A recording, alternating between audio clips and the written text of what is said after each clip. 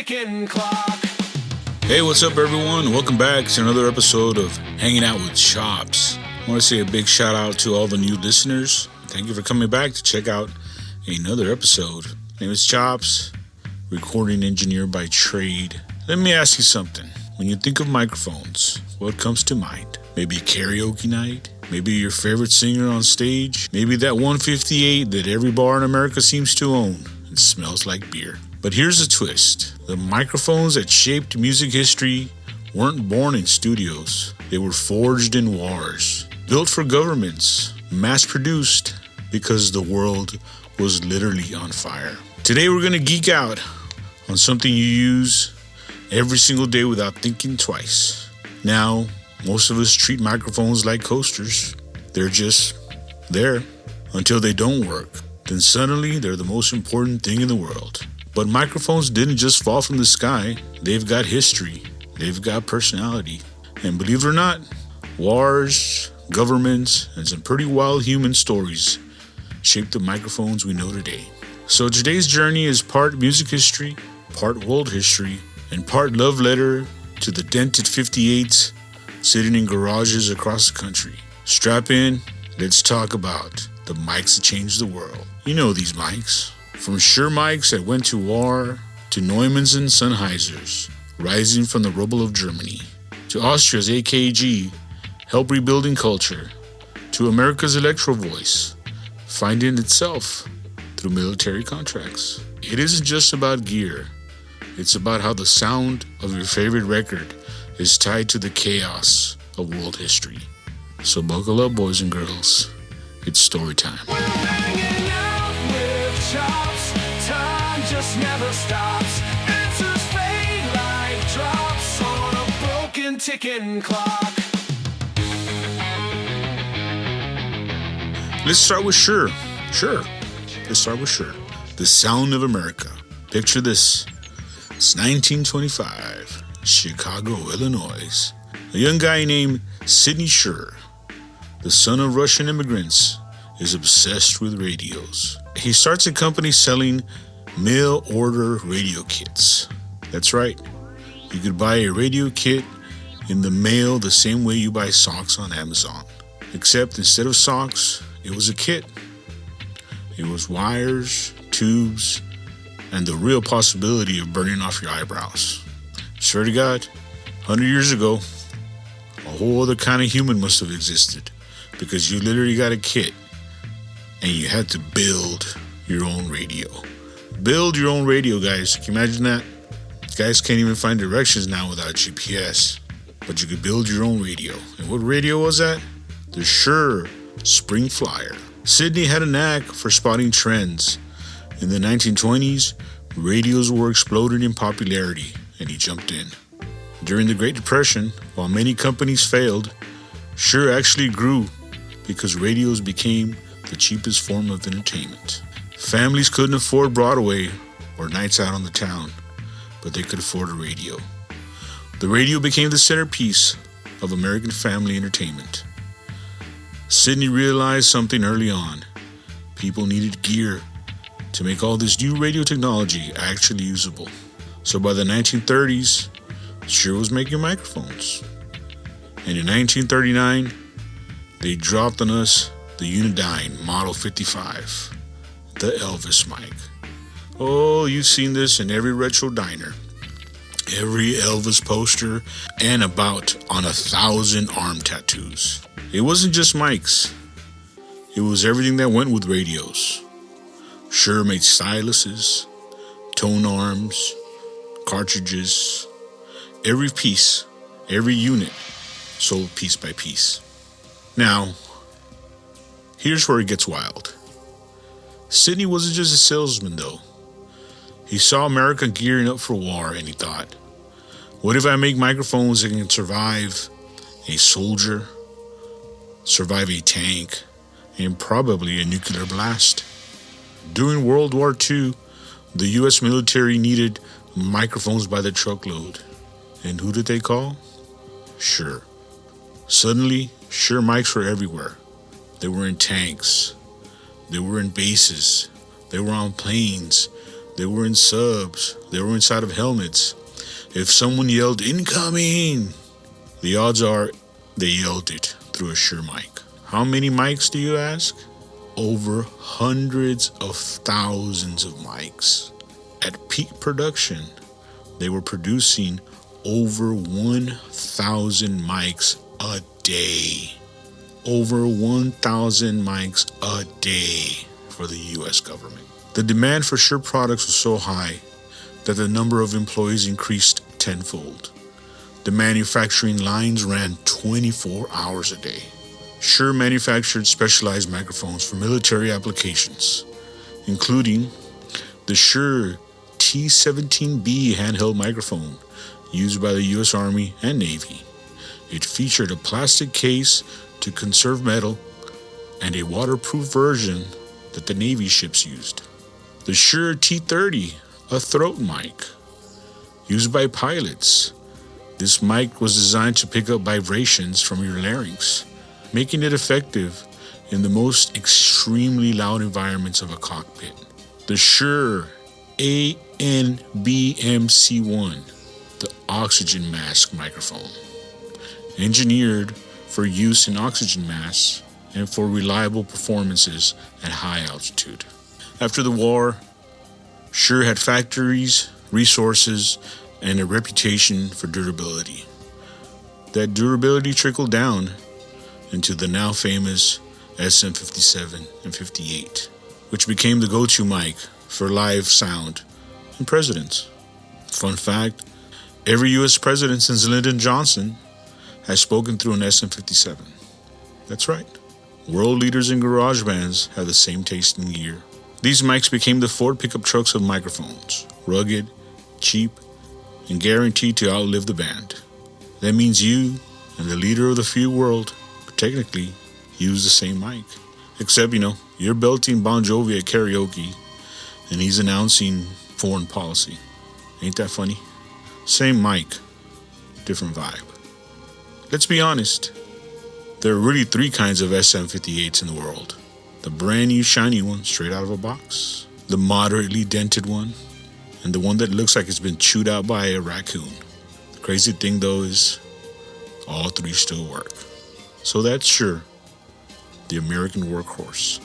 Funny enough, this year, celebrating 100 years of innovation. Meanwhile, across the ocean, things weren't so easy. George Neumann founded his company in Berlin in 1928. Born in Germany in 1898, Neumann received vocational training and later worked for AEG, where he collaborated on early microphone designs. Dissatisfied with the poor quality of common carbon microphones, he left to form his own company with his partner, Eric Rickman, to pursue condenser microphone technology. He invented the first commercial condenser mic, the CMV3, nicknamed the bottle mic. Why? Because it looked like a giant glass bottle. Its large, distinctive shape earned it the nickname the Neumann bottle. The CMV's high performance made it a standard in German and European broadcasting. Then came World War II. The factory was bombed. Neumann himself fled to Berlin to escape Allied air raids. Imagine inventing the condenser mic, then having to run for your life while your factory's in flames. When the Nazis came to power, Neumann protected his Jewish wife and employees. In 1943, Allied bombings destroyed his Berlin factory, forcing him to move his operations to a small town of Gefell. After World War II, Gefell fell under Soviet control, and the company there was nationalized. Neumann reestablished George Neumann in West Berlin, creating two separate companies producing Neumann-based microphones for decades. The East German company became known as Microtech Gefell after German reunification. In 1949, the company released the U-47, which became one of the most famous and widely used microphones in history. It was distributed internationally by Telefunken and was prized by artists like Frank Sinatra, the Beatles, Ella Fitzgerald, and for its exceptional sound, and quality. Neumann is credited for standardizing the 48-volt phantom power supply. This innovation allowed condenser mics to be powered by the same cable used for audio signal, revolutionizing audio setups.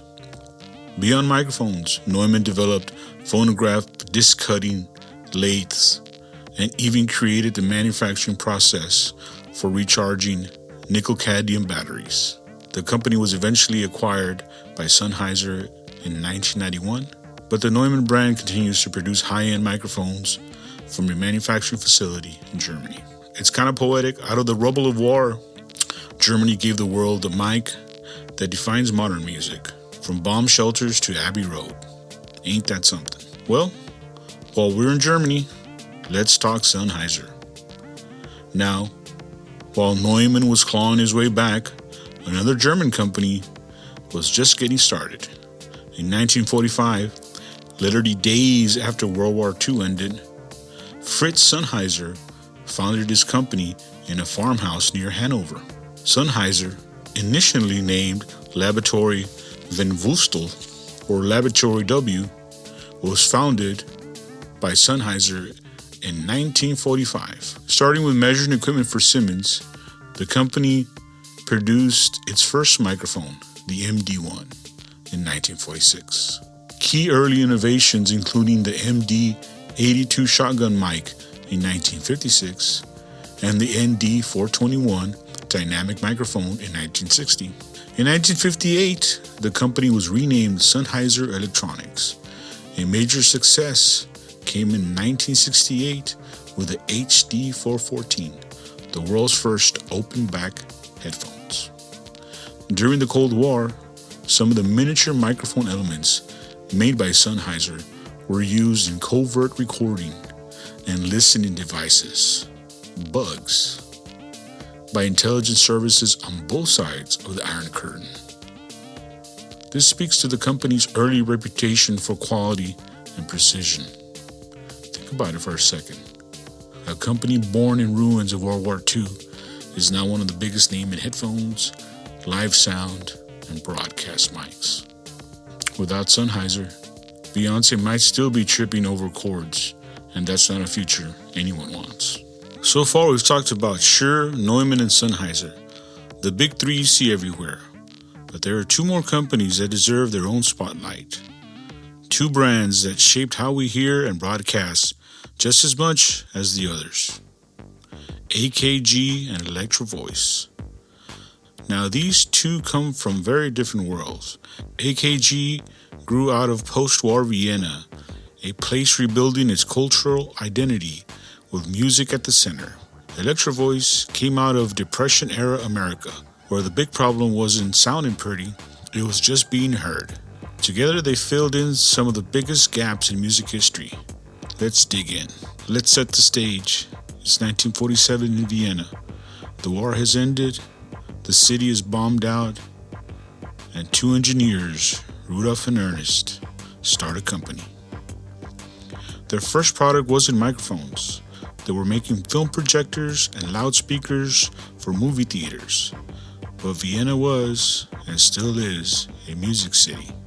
You can't walk 2 blocks without running into an opera house, a concert hall, or some guy playing Mozart in the park. So naturally, AKG leaned into microphones. And by the 1950s, they created one of the most important condenser microphones ever, the C12. Now let me put this into perspective. The C12 was like the Ferrari of microphones. It was sleek. It was detailed. It was way ahead of its time. And it had one special ingredient, a warm vacuum tube at the heart of it. The tube gave it its silky smooth sound that people still chase till this day. Frank Sinatra loved the C12, the Beach Boys C12. Basically, if vocals from the 50s to the 70s sounded like velvet to you, chances are it was an AKG mic in front of the singer. You know, funny side note, original C12s sell for an insane amount of money today. We're talking used car money. And the joke in the studio is, if you ever find one in a pawn shop for a couple $100, you should immediately buy a lotto ticket too, because the universe clearly owes you one. But AKG didn't stop at vocal mics. They gave us the D12, the first dynamic mic designed especially for capturing low frequencies. That's the mic that basically invented modern kick drum recording. Before the D12, engineers were kind of winging it. After the D12, suddenly bass drum had punch and presence in recordings. So if you like drums that thump, instead of sounding like hitting a piece of cardboard, thank AKG. And then there are their headphones. The K240s are studio legends. And if you've ever seen those round, semi-open headphones in the studios, odds are they're AKG. Every engineer owns a pair. Or at least borrows one for a while and pretends to give them back. So AKG was the sound of high fidelity. They were bringing European musical tradition into the modern studio. Smooth, elegant, hi-fi. And that was their identity. And it made sense because Vienna was trying to reassert itself as a cultural capital after the war. AKG wasn't just selling microphones. They were selling a sound image of sophistication. Now, let's head back to the US. South Bend, Indiana, 1929. A guy named Al Kahn and his buddy, Lou Burrows, started a little company making radio speakers. They literally named the company after what they wanted to give performers, an Electro-Voice. Pretty straightforward branding. Electro-Voice was born during the Great Depression. Money was tight. Nobody had luxuries, but everyone needed communication systems, radios, PAs, church sound systems. So EV carved out a niche, making things that were reliable, affordable, and practical. Their first big hit came in the 1930s and 40s with PA systems. Have you ever been to a high school football game and heard the classic old school announcer voice? That's EV, DNA, right there. But let's talk about microphones. The one every engineer drools over is the RE20. And I can actually see one right here in front of me. I'm actually using it as a kick drum mic. Works great for that too. Introduced in 1968, it's a big, heavy dynamic mic designed for broadcast. And broadcasters love it. That's why to this day, if you walk into a radio station, the odds are the DJ is talking into an RE20. Why? Because it has that magical thing called variable D technology. Basically, it eliminates the proximity effect. Normally, when you get close to a mic, your voice gets boomy. It gets boomy the closer you get. You see right there, I'm really close. And then back here, I'm really far back. Your voice gets bassy and boomy, like the late night DJ. The RE20 somehow keeps your voice natural, even if you're eating the mic like a popsicle. That's why announcers, podcasters, and voiceover artists adore it. And engineers quickly realized, hey, this mic also sounds amazing on drums. That's what I'm saying. On bass amps, that's what I'm saying. And with brass, that's what I'm so saying. It became the Swiss Army knife of dynamics. Now, Electro-Voice didn't just stop at the RE20. Their ND series of handheld vocal mics were staples on stage in the 80s and 90s. You'd see them right next to the Shures. And their shotgun mics are still used in film and TV till this day. But here's the funny thing. EV always had this reputation of being the other guys. If Shure was Ford, EV was Dodge. Not quite as famous, but equally rugged. If you ever talk to a live sound engineer, they'll tell you, yeah, EV doesn't get the glory, but man, those mics have saved my butt more than once. And here's some trivia. The whole drop the mic thing, that came from EV. That was one of their huge promotional pushes. They would drop the mic on stage and pick it up and drop it and pick it up just to show you how rugged and resilient they were. I always thought that was a Shure thing. Yeah, turns out that was an EV thing. On one side, you got AKG, the high-fidelity European classic sounding microphone, the C12 that made singers sound like butter, the D12 that gave the kick drum its thump. On the other side, you have EV, the practical American, no-nonsense microphone that could survive a football field, a newsroom, a jazz club, or Tuesday night. They both shape recording. In fact, I'd say AKG and EV are like two sides of the same coin. One gave us glamour, the other one gave us grit. And both, in their own ways, made sure the world could hear music and voices the way they were meant to be heard. So there you go, guys. 5 different companies, 5 different visions, and microphones that literally changed the world. They didn't just shape the sound of music, they shaped culture, politics, and even history. And hey, if you're holding an SM58 right now, give it a little nod of respect. It survived more than you can ever think. You might be wondering why I decided to dedicate an entire episode to microphones.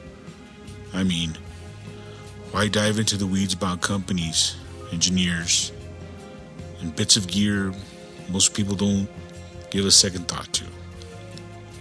Here's the thing. Microphones aren't just tools. They capture time. They're time machines. Every single one of the mics we talked about today captured moments in history that would have vanished into thin air without them. Without these tools, we wouldn't have records of Sinatra's voice, Hendrix's guitar, or Martin Luther King's speeches. All of it couldn't have been captured without mics. They would have just been memories. And the reason I want you to know this is simple. When you hit record today, whether it's on your phone, in a studio, or on a podcast like this, you're part of the same story. You're standing on the shoulders of these great engineers and dreamers who made it possible for sound to survive, to move people, and to outlive the moment. That's what we are, guys. We're historians, recording history 3 to 4 minutes at a time. So next time you're in front of a mic, don't just think of it as a piece of metal and wires. Think of it as a bridge connecting you to decades of music, voices, and ideas. And who knows, maybe the sound you captured today might inspire someone 50 years from now. And that's why this stuff matters. Because sound is history, and history deserves to be heard. Guys, once again, thanks for hanging out with me on this one. I've had a blast diving into these stories behind the gear we sometimes take for granted. If you like today's episode, share it with a friend. Share it with a friend who loves music, or even someone who loves a good story. And if you want to keep the journey going, hit follow, or check out the links in the description to the show. Till next time, be curious, stay creative, and remember, every great story starts with hitting record. Catch you on the next one.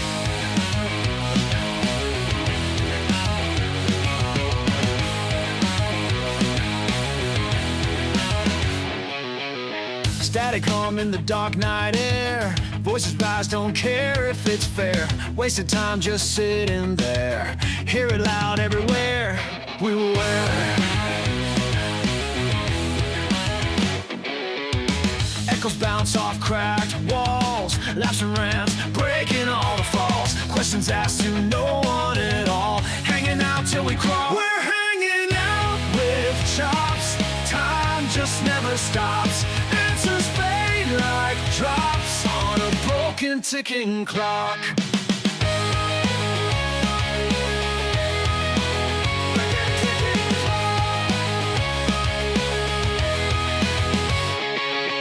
Stories told without a clue. Lost in chaos, nothing new.